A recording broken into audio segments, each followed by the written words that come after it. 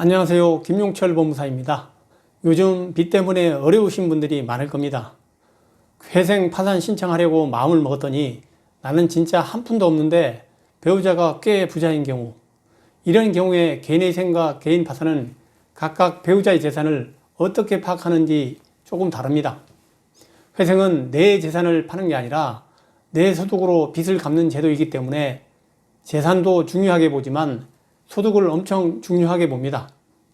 근데 파산은 소득이 없다는 가정하에서 최대한 내 재산을 다 팔아서 그 돈으로 빚을 갚고 나머지는 면책되기 때문에 개인 파산은 본인의 재산이 가장 중요합니다. 왜냐하면 내 재산을 팔아서 빚을 갚는 거니까 재산을 중점적으로 봅니다. 그래서 개인 파산은 배우자 재산도 확인합니다. 배우자 재산이 문제될까봐 걱정하신다는 건 당연히 결혼을 하셨다는 말이고, 혼인 생활 동안 내가 번 돈, 배우자가 번 돈, 내가 산 집, 배우자가 산 집, 전세 보증금 명의 구분 없이 생활하다가 결국 나는 망해서 개인회생 파산을 하게 되었는데, 내 배우자가 재산을 갖고 있는 경우에 혹시나 배우자 재산이 압류당하거나 경매에 넘어가지 않을까 걱정하는 분들이 많을 겁니다. 근데 개인회생 파산에도 배우자 재산이 압류나 경매에 당하지 않습니다. 그럼 개인 파산 시 나와 배우자의 재산을 어떻게 파악할까요? 내 재산을 파악하는 방법은 간단합니다. 내 재산과 관련된 모든 서류들을 파산관계인이 제출하라고 합니다. 대표적인 재산 어떤 것이 있을까요? 주택, 토지, 차량 구입할 경우 취득세가 부과되죠. 세금 납부한 목록들을 모두 확인해 보겠다는 거예요. 그래서 세목별 과세증명서 제출이 필수입니다. 어떤 세금을 어떻게 납부해 왔는지 전국 무관할 전체 세목으로 10년치를 제출하라고 합니다. 국내에 위치한 부동산을 취득하거나 차량을 취득했을 때 법원에서는 5년에서 10년치 자료를 확인해서 이 채무자가 언제 부동산이나 등기부에 기록되는 자산들을 취득했구나, 이런 것들을 확인합니다. 예금, 적금, 보험 이런 건 어떻게 확인할까요? 페이인포라는 사이트에서 현재 내가 소유하고 있는 활성화 계좌의 목록을 제출하라고 합니다. 그럼 지금 내가 쓰고 있는 계좌들이 있을 거잖아요. 신한, 국민, 증권사 계좌, 저축은행 계좌 등등 그 활성화 계좌에 대한 거래액을 모두 제출하라고 합니다. 그럼 코인은 어떻게 확인할까요? 코인을 사기 위해서는 코인 거래소로 대금 이체를 해줘야 되잖아요. 빗썸은 농협이고 업비트는 K뱅크 등 연결된 은행 계좌의 거래액을 확인하다 보면 돈이 어디에 쓰이는지 확인이 되고, 법원에서는 파산하는 채무자의 재산을 세밀하게 조사를 합니다. 배우자는 세목별 과세증명서, 계좌 잔고 내역 정도만 확인하죠. 배우자의 거래액 몇 년치를 제출하는 경우는 거의 없습니다. 다만 배우자에게 상당한 금액을 이체했다. 그러면 그 돈이 어디 갔는지 확인하기 위해서 소명이 충분하지 않다면 해당 연도 또는 1, 2년간 배우자의 거래액을 제출하라고 할 수도 있겠죠. 어쨌든 이런 경우에는 채무자의 재산을 꼼꼼하게 확인을 합니다. 그러면 만약에 채무자의 재산은 환가를 다 했어요. 근데 배우자의 재산을 꼼꼼하게 확인하고 배우자 재산도 몇 억 환가해 주셔야 합니다. 이럴 때 배우자가 환가 거부를 하면 어떻게 될까요? 세 가지 사례를 들어서 한번 살펴보겠습니다.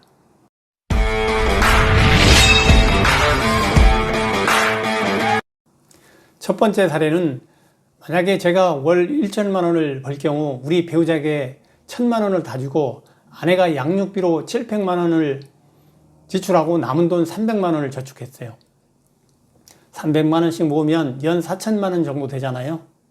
이 4천만 원을 10년 동안 모아서 4억을 만들고 4억 대출받고 갭투자를 해서 8억짜리 아파트를 사고 그 집이 16억이 된 거예요. 그러면 사실 이 집에 대한 기여도는 제가 100%일 거예요. 왜냐하면 배우자는 자식 키우느라 돈을 안 벌었잖아요. 이 대출 이자도 제가 냈어요. 그러면 지금 현재 12억 상당의 아파트 재산은 사실상 제 거라고 봐도 되거든요. 그런 경우 파산관제는 어느 정도의 환가를 요구할까요? 50% 정도 환가하세요. 이럽니다. 돈은 내가 벌었지만 배우자에게도 재산 증식에 대한 기여도가 있기 때문이죠. 그래서 이런 경우에는 배우자 재산이 50%가 청산 가치에 반영되는 경우도 많습니다. 그럼 매매가 16억 중 4억이 대출이니까 이 금액을 공제하면 12억이 50%니 6억이 본인이 청산 가치가 되는 거죠. 그래서 내가 6억을 환가해야만 파산을 시켜주겠다는 거예요. 환가를 거부하면 면책 불허가가 될 수 있어요. 배우자 명의로 된 집을 내 돈으로 구입했으니 환가를 요구받을 수 있고 환가 거부 시에는 면책 불허가가 될 수 있어요. 두 번째 사례는 결혼 생활 중 갑자기 장인어른이 돌아가셨어요. 그래서 배우자가 장인어른에게 10억 상당의 주택을 상속받은 거예요.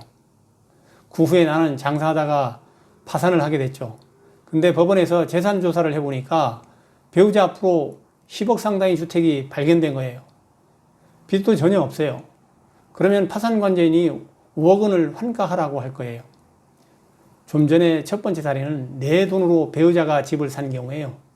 근데 이 두 번째 사례는 배우자가 집을 취득하는데 내 기여도가 전혀 없어요. 내가 장인어른을 돌아가시게 했을 리도 없을 거고 내 기여도가 있을 수 없다는 말도 안 되는 상황인 거죠. 이 경우에는 환가를 거부하셔도 됩니다. 관제인이 이 집에 대한 일부를 환가하라고 했을 때 그거는 대리인, 즉 파산을 도와주시는 법무사님이 적극적으로 관제인에게 소명을 해서 채무자의 기여도가 전혀 없다고 강하게 주장을 하셔야 됩니다. 그럼 세 번째 사례를 들어볼게요. 나와 배우자가 집을 공동 소유하고 있는데 나한테 어려움이 생겼어요. 혹시라도 문제되면 안 되니까 내 지분을 배우자에게 전부 넘겨버렸어요. 그 다음에 파산에 들어간 겁니다. 그럼 파산관제인이 재산조사를 하잖아요. 찾아보다가 집이 발견돼서 등기부를 떼어보니까 채무자의 지분 50%가 배우자에게 넘어간 흔적이 발견된 거죠. 결국은 재산을 빼돌리려고 발버둥 쳤지만 내 기여도는 50%잖아요.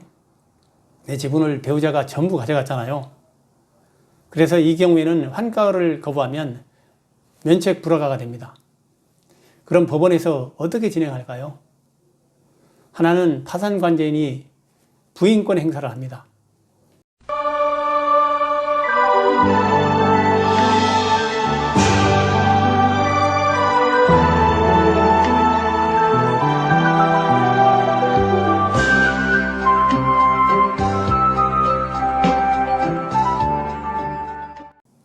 왜냐하면 이게 사회행위잖아요. 내가 빚이 많아서 불안하니까 내 지분을 배우자에게 전부 넘기고 파산했어. 내 돈 쏙 빼놓고 나는 파산시켜달라는 말이잖아요. 사실은 이건 너무 나쁜 거잖아요.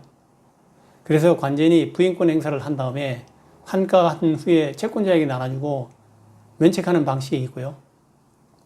두 번째는 면책 불허가로 사건 종결하는 방식이 있어요. 일반적으로 면책 불허가로 종료될 확률이 높습니다. 이런 경우에 채권자가 가만히 있지 않죠. 파산관제인이 보고서도 채권자가 얼마든지 확인할 수가 있습니다. 금융기관이나 보증기관이 채권자들은 변호사가 선임되어 있기 때문에 이런 것들을 더 꼼꼼하게 확인을 합니다. 그래서 대부분 사회행위 취소소송이 들어옵니다. 어떤 분들은 배우자 재산을 안 본다고 하던데 왜 법무사님은 본다고 하세요? 이렇게 물어보시는 경우도 있어요. 유튜브나 블로그 상담 등을 통해 습득한 지식들이 있어서 그럴 건데요. 그렇게 여러분들이 알고 있는 지식들은 여기저기서 들어서 정확치 않은 지식일 수도 있어요.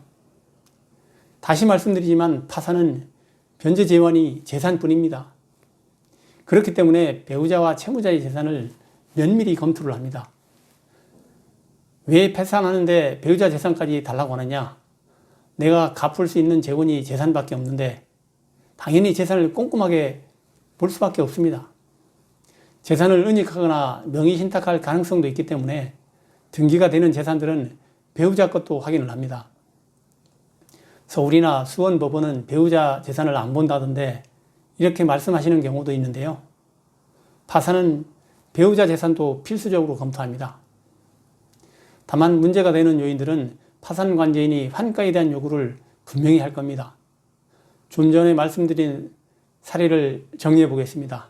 첫 번째, 내가 돈 벌어서 배우자에게 줬을 때 배우자 앞으로 등기가 되어 있으면 청산 가치는 50% 정도 반영합니다.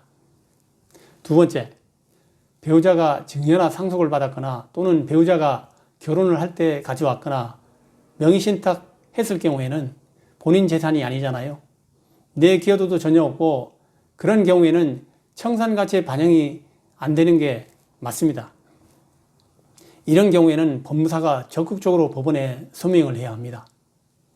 마지막으로 세 번째, 내 소유, 공동소유, 공동재산을 빼돌렸을 때 그때는 당연히 부인권 행사 대상이 되는 거고 되돌려 놔야 되겠죠. 안 돌려놓을 경우에는 채권자가 가만히 있지 않을 겁니다. 그렇기 때문에 환가하고 파산 절차를 정상적으로 이끄는 게 채무자에게 훨씬 더 유리할 겁니다.